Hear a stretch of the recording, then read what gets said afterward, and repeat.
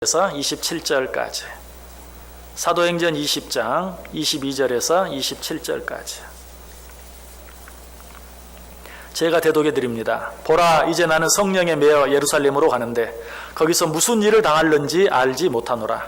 오직 성령이 각 성에서 내게 증언하여 결박과 환난이 나를 기다린다 하시나, 내가 달려갈 길과 주 예수께 받은 사명, 곧 하나님의 은혜의 복음을 증언하는 일을 마치려 하면은 나의 생명조차 조금도 귀한 것으로 여기지 아니하노라. 보라, 내가 여러분 중에 왕래하며 하나님의 나라를 전파하였으나 이제는 여러분이 다 내 얼굴을 다시 보지 못할 줄 아노라. 그러므로 오늘 여러분에게 증언하거니와 모든 사람의 피에 대하여 내가 깨끗하니 이는 내가 꺼리지 않고 하나님의 뜻을 다 여러분에게 전하였습니다. 아멘. 자, 우리 옆 사람들과 한번 인사하겠습니다. 참 잘 오셨습니다. 큰 은혜 받으시기 바랍니다. 여러분들 정말 잘 오셨습니다. 하나님의 큰 은혜가 여러분 모두 위에 넘치시기를 간절히 축원합니다. 광고를 너무 길게 드리다 보니까 한 가지 광고가 빠졌네요. 우리 지난 주간에 노회 은혜 가운데 잘 마치고 우리 정종택 강도사님, 최현수 강도사님 목사 안수 받았습니다. 앞으로는 강도사님이라고 부르지 마시고 목사님이라고 부르시길 바랍니다. 그래서 축하해 주시고 또 맡겨진 사역 더 잘 감당할 수 있도록 여러분들이 기도도 더 많이 해주시면 감사하겠습니다. 자, 오늘 본문 속에 보면 사도 바울 어디를 향해 가고 있습니까? 22절 보시면, 보라, 이제 나는 성령에 매어 예루살렘으로 가는데, 사도 바울이 예루살렘을 향해 가고 있는 것을 보게 됩니다. 자, 거기에 가면 무슨 일이 기다리고 있습니까? 22절 뒷부분에 보면 거기서 무슨 일을 당하는지 알지 못하노라. 정확히 무슨 일이 있을지 알지 못해요. 그러면서도 예루살렘을 향해 가고 있어요. 그런데 한 가지 분명한 것이 있어요. 그것이 무엇이죠? 23절 보시면, 오직 성령이 각 성에서 내게 증언하여 결박과 환난이 나를 기다린다 하시나. 성령이 가르쳐 주시는 내용이 있어요. 그게 뭡니까? 예루살렘으로 올라가면 무슨 일이 있을지 정확히는 몰라요. 그러나 결박과 환난이 바울을 기다리고 있다는 사실에 대해서 분명하게 증거해 주고 있는 것을 보게 돼요. 자, 여러분 같으면 이런 때에 어떻게 하시겠습니까? 그래도 예루살렘으로 올라가시겠습니까? 아마 모르면 몰라도 분명히 결박과 환난이 기다리고 있는 줄 알면서 그곳에 올라갈 사람은 아무도 없을 것이에요. 그러나 사도 바울은 어떻게 했습니까? 오늘 본문 바로 뒤에 있는 사도행전 21장 15절에 보면, 이 여러 날 후에 여장을 꾸려 예루살렘으로 올라갈세. 분명 결박과 환난이 자기를 기다리고 있는 줄 알면서도 여장을 꾸려서 예루살렘으로 올라갔다라고 기록하고 있어요. 바울이 이렇게 할 수 있었던 이유가 무엇입니까? 그 다음 절 24절에 그 이유가 나와 있죠. 내가 달려갈 길과 주 예수께 받은 사명, 곧 하나님의 은혜의 복음을 증언하는 일을 마치려 하면은 나의 생명조차 조금도 귀한 것으로 여기지 아니하노라. 하나님께서 내게 주신 사명을 감당하는 일에 있어서는 내 생명도 귀하게 여기지 않는다. 주 예수께 받은 사명 때문에 결박과 환난이 자기를 기다리고 있는 줄 분명히 알면서도 예루살렘으로 올라갔다라고 말하고 있어요. 저 여러분에게도 이런 사명의식이 있어야 돼요. 여러분, 내 속에 이런 사명의식이 있는가 한번 생각해 보세요. 잘 모르시겠죠? 먼저 내게 주어진 사명이 뭔 줄 알아야 사명의식이고 뭐고 생기는 거죠. 그렇죠? 사명이 뭔지도 모르면 사명의식이 어디서 생기겠어요? 오늘 사도 바울과 같은 이런 사명의식을 갖기 위해서는 먼저 하나님이 내게 주신 사명이 무엇인지 알아야 돼요. 여러분에게 주어진 사명이 뭡니까? 여러분의 사명이 무엇입니까? 지금 설교 시간에 여러분이 묻지만 여러분의 개인적으로 당신의 사명이 뭡니까? 라고 말하면 여러분은 뭐라고 대답하시겠습니까? 분명하게 자신 있게 대답할 수 있는 대답이 있습니까? 혹 없다면 이 시간에 하나님이 내게 주신 사명이 무엇인지 발견할 수 있는 시간이 되기를 원합니다. 어떻게 우리의 사명을 발견할 수 있을까? 어떻게 우리의 사명을 찾을 수 있을까? 대표적인 3가지 방법이 있어요. 그 첫 번째 방법은 하나님이 내 안에 어떤 부담감을 주시는가 하는 것을 한번 생각해 보세요. 내 안에 믿음 안에서 느끼는 어떤 부담감이 있다면 그 부담감이 사명이에요. 그것은 하나님의 음성이. 제가 이번 금요 가족 부흥회 때도 말씀드렸어요. 우리 그리스도인들은 단순히 내 마음속에 주어지는 어떤 양심의 소리를 내 양심의 소리로만 생각해서는 안 된다. 우리 하나님께서는, 성령님께서는 우리 양심을 통해 말씀하신다. 여러분 안에 성령님이 계시는 건 믿으십니까? 그 성령님이 가만히 계실까요? 못하라고 그러면 여러분 안에 있겠어요. 여러분 안에 성령님이 계신다면 그 성령님이 여러분에게 어떤 방법, 어떤 형태로든 말씀하세요. 그렇기 때문에 우리는 때때로 어떤 일에 대한 부담감을 느끼게 돼요. 왜? 성령님께서 끊임없이 말씀하시고 나를 자꾸 권면하시기 때문에. 그러므로 내 안에 어떤 부담감, 내 안에 어떤 거룩한 부담감이 있는지 한번 생각해 보세요. 그리고 그것을 사명으로 받아들일 수 있어야 돼요. 오늘 본문 22절에도 보면 보라 이제 나는 성령에 매여 예루살렘으로 간다라고 말하고 있어요. 지금 바울도 그렇게 하고 있는 거예요. 성령에 매여, 이 말을 다른 말로 하면 성령의 이끌림을 받아, 성령의 인도하심을 받아, 좀 더 강하게 말하면 성령의 강권하심을 따라, 좀 더 심하게 말하면 성령의 포로가 되어. 오늘 그 말이죠. 성령에 매여, 성령의 포로가 되어. 우리 이런 말을 들을 때 나도 성령님께서 그렇게 역사하시면 하죠. 그렇게 생각할 때가 많아요. 그러나 이미 성령님께서 우리 안에 그렇게 하고 계세요. 지금 이 시간도 그런 시간이. 내가 너에게 여러 가지 많은 부담감을 주지 않았느냐? 그것은 단순히 네가 느끼는 부담감이 아니다. 내가 너에게 말하고 있는 것이다 라고 지금 말씀하고 있어요. 지금 가르쳐주고 있어요. 자, 오늘 이 시간에 여러분들이 여기 왜 나와 계십니까? 그냥 주일이고 할 일도 없고, 오늘은 어디 특별히 여행 갈 계획도 없고, 다른 사람 만날 약속도 없고, 그러니까 교회나 가자 그러고 오셨습니까? 그렇지 않죠. 정말 모처럼 쉬는 날 아침이면 좀 피곤하고 한번 쉬고 싶고, 일주일 동안 정말 쉬지 못하고 일하시는 분들은 오늘 하루 정말 늦잠도 실컷 자고 쉬고 싶은 그런 마음이 있지만 무엇 때문에? 오늘은 주의 날이고 주의 날이기 때문에 주의제에 나와서 예배해야 된다는 거룩한 부담감 때문에 여기 나왔다 그러면 조금 좀 어감이 이상하긴 하지만 하나님이 주시는 그 거룩한 부담감 때문에 이 자리에 나온 거예요. 그냥 다 나오고 싶어서만이 아니라 어쩔 때는 좀 쉬고 싶기도 하고 힘들지만 하나님이 주신 그 부담감, 그것이 하나님께서 내게 주신 음성인 줄 알고 순종하는 마음으로 이 자리에 나온 것이. 우리 속에는 항상 그런 하나님의 음성이 있어요. 성령의 음성들이 있어요. 우리는 그런 성령의 세미한 음성들에 우리는 귀를 기울일 줄 알고 순종할 수 있어야 돼요. 여러분, 그래서 오늘 본문 보라 이제 나는 성령에 매여라고 되어 있는데요. 이 성경이, 이 개역 성경, 이전 성경에는 보라 이제 나는 심령의 매임을 받아 라고 되어 있어요. 그래서 한 곳은 성령이라고 심령이라고, 왜 이렇게 저렇게. 이것은 잘못되어서 잘못된 것을 바로 잡았다기보다는 이 말씀 속에 성령이라는 개념과 또 우리의 어떤 심령이라는 개념, 그 두 가지 의미들이 다 내포되어 있기 때문에 이전에는 성령이라고 번역했는데 그것을 이번에는 심령이라고 번역했는데 이번에는 성령이라고. 왜? 그리스도인들의 심령은 단순한 마음이 아니에요.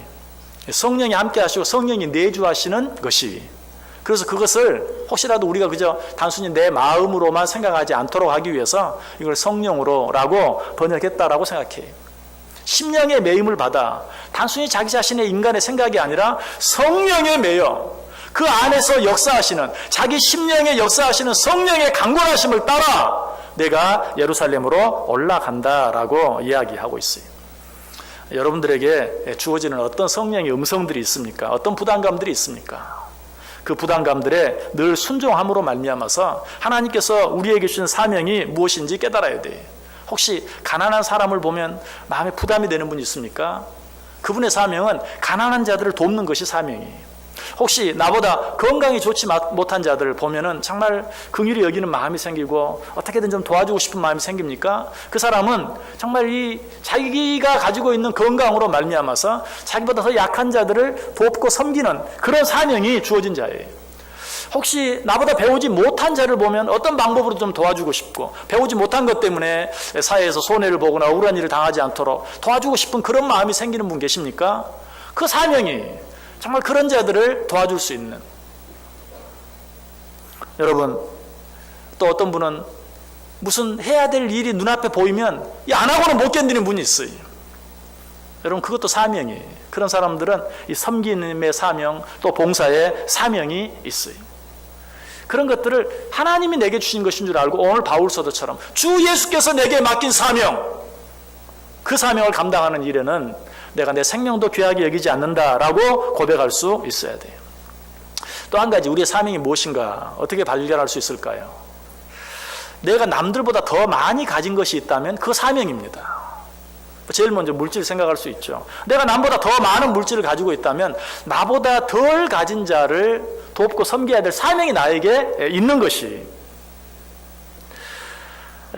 세상 사람들은 내가 더 많이 가진 것을 항상 자랑으로 삼기를 좋아해요. 그러나 성경은 뭐라고 말해요?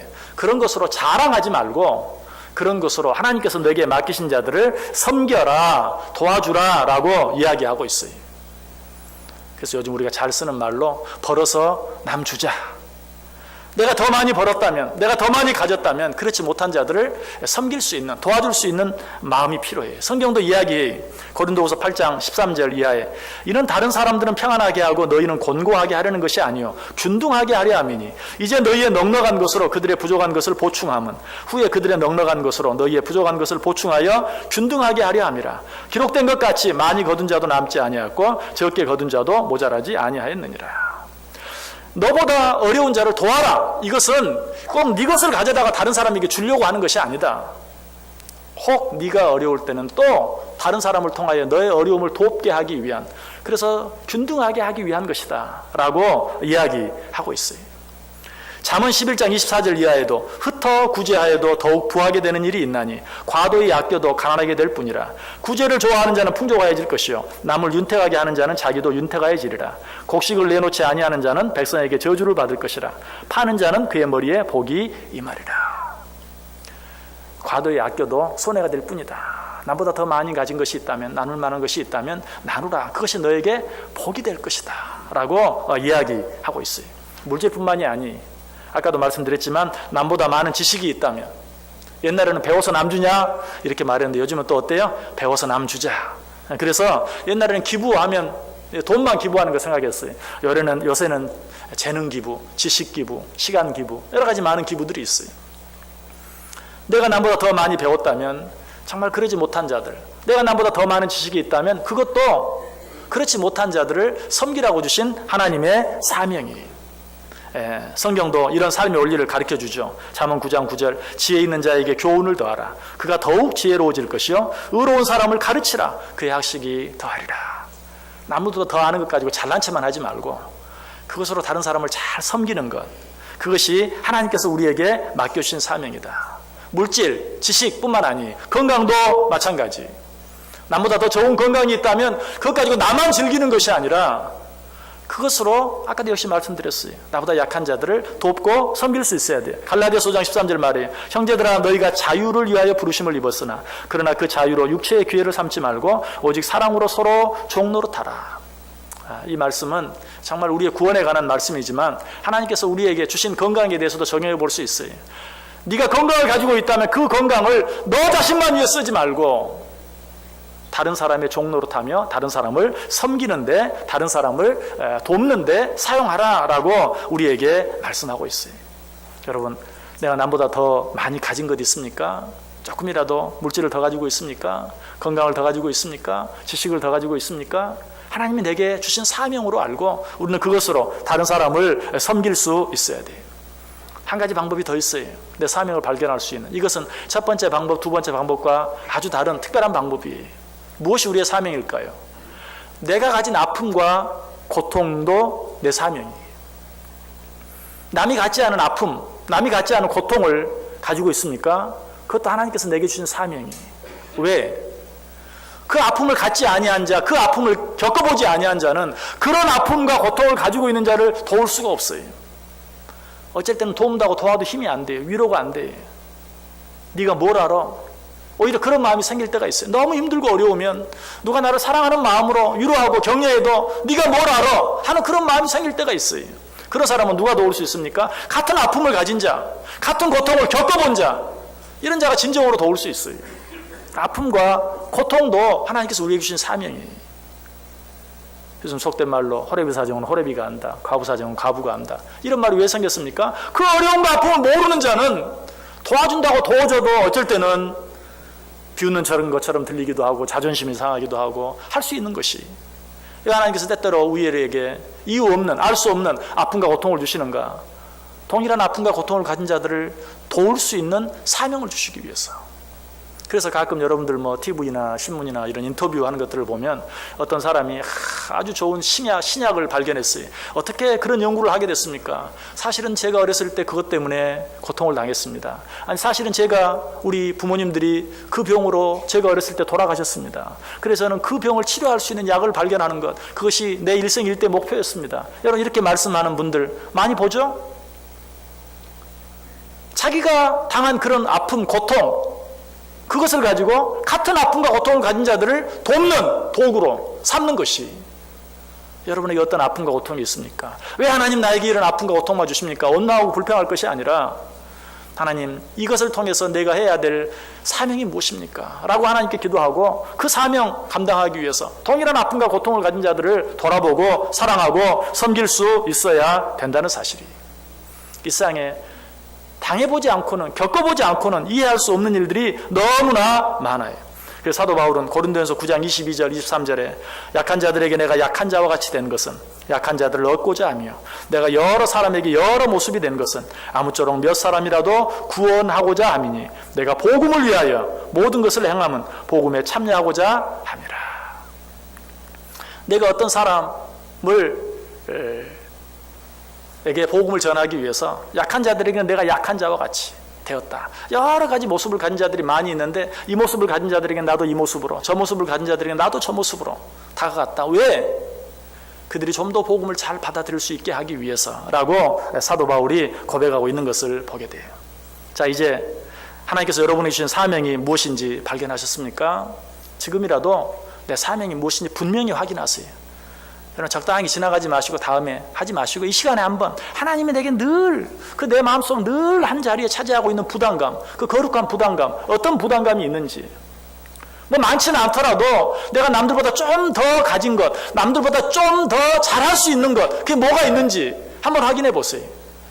아니, 아무리 생각해도 이유를 알 수 없는 어떤 아픔, 고통, 그런 것이 있다면 정말 그것을 통해서 하나님이 원하시는 일이 무엇인지, 내 사명이 무엇인지 한번 찾아보고 확인해 보실 수 있기를 바라요. 오늘 사도 바울에게는 이런 사명이 있었어요. 그 사명이 무엇이? 비록 결박과 환란이 있다 할지라도 예루살렘으로 올라가서 복음을 증거하는 그 사명이 그에게 있는 줄 알고, 나는 성령에 매여 이 사명 감당하기 위하여 올라간다. 이 사명을 감당하는 일에 있어서는 내 생명도 귀하게 여기지 않는다라고 고백하고 있어요. 사실 오늘 보면 바로 뒤에 있는 21장에 보면 사도 바울이 예루살렘으로 올라가려고 할 때 아가부를 비롯한 주위의 여러 사람들이 가지 말라고, 가면 안 된다고 반대하는 그런 많은 일들이 있는 걸 봐요. 그럼에도 불구하고 내가 주께서 내게 주신 이 사명을 감당하는 일에는 내 생명까지도 귀하게 여기지 않는다. 사실 성령님께서 그에게 가르쳐 주신 것은 결박과 환란이 있을 것이다, 죽을 것이라고는 말하지 않았어요. 그러나 사도 바울은 뭐라고 말해요? 결박과 환란뿐만 아니라 내 생명을 내놓는 일이 있다 할지라도 나는 이 사명을 감당하는 일에 결코 두려워하지 않는다라고 고백하고 있어요. 자, 우리가 사명을 발견하는 일과 더불어서 또 한 가지 기억해야 될 것은 그 사명을 누가 주셨는가. 오늘 사도 바울은 뭐라고 말해요? 주께서 주신, 주님이 내게 주신 사명, 주 예수께서 내게 주신, 주 예수께 받은 사명이라고 말하고 있어요. 여러분이 가진 그 사명은 우연히 주어진 게 아니라 하나님이 내게 주신 것이, 이 사실 속에는 어떤 은혜가 있는 줄 아세요? 하나님이 내게 그 사명을 주셨다면 감당할 수 있는 힘도, 능력도, 지혜도, 환경도 분명히 내게 주신다는 사실이, 그리고 하나님이 내게 사명을 주실 때는 그 사명을 감당하다가 내가 도무지 더 이상 감당할 수 없을 만한 큰 일을 당한다면 피할 길도 주신다는 것이, 하나님은 실수가 없는 분이, 하나님은 사명을 주고 알아서 해 라고 잊어버리는 게 아니, 하나님 우리 시험을 주실 때도 감당할 만큼 주시고 감당할 수 없을 때는 피하게 하시는 것처럼 사명을 주실 때도 사명을 주셨으면 감당할 수 있는 힘과 지혜와 능력을, 환경을, 시간을 허락해 주세요. 정말 견디기 어려울 때는, 감당할 수 없을 때는 하나님이 피할 길도 허락해 주시는 것이. 그래서 오늘 사도 바울은 내가 성령에 매여 주 예수께 받은 사명 감당하기 위하여 내 생명도 귀하게 여기지 아니하고 예루살렘으로 올라간다 라고 말할 수 있었던 것은 하나님께서 맡기신 그 사명, 주 예수께서 내게 허락하신 그 사명 감당하는 모든 일 가운데 우리 주님이, 우리 하나님이 함께 하시는 줄 내가 믿는다. 그러므로 나는 두려워하지 아니하고 올라갈 수 있다라고 고백하고 있는 것이.